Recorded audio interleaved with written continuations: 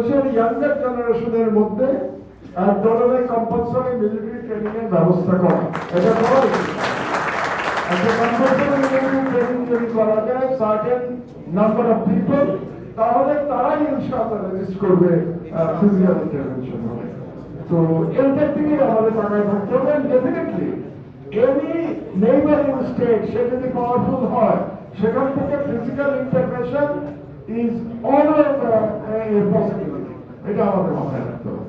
এটা গেল একটা। ওর প্রশ্ন ছিল রাজাকার রাজাকার। অ্যাকচুয়ালি রাজাকার তুমি কে আমি কে, এটা কনটেক্সটে বুঝতে হবে জিনিসটা। এটা কেন দিল স্লোগান, এটা ইয়াং ছেলেরা ভালো বলতে পারবে যারা স্লোগান দিয়েছে।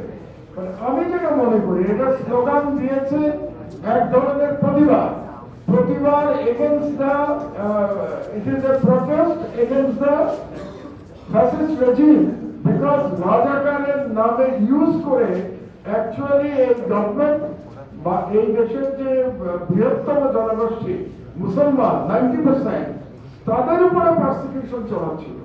এই যে 16 বছর ধরে মুসলিমদের উপরে বাংলাদেশের পারসিকিউশন চলেছে, by using the Indian narrative or by using the narrative of রাজাকার, এটারই প্রোটেস্ট ছিল ওই দিনের সেই স্লোগান। আমাদেরকে ওই কনটেক্সটে দেখতে হবে। এবং যেহেতু ওটা হয়ে গেছে, ভবিষ্যতে আবার যদি কোনো শক্তি একই ন্যারেটিভ নিয়ে আসে, তো তখন ওটা একই স্লোগান হবে। আর যদি ওই ন্যারেটিভ নিয়ে না আসে, তাহলে ইট ইজ পাস, এটা নিয়ে আর আলোচনা করার প্রয়োজন নেই।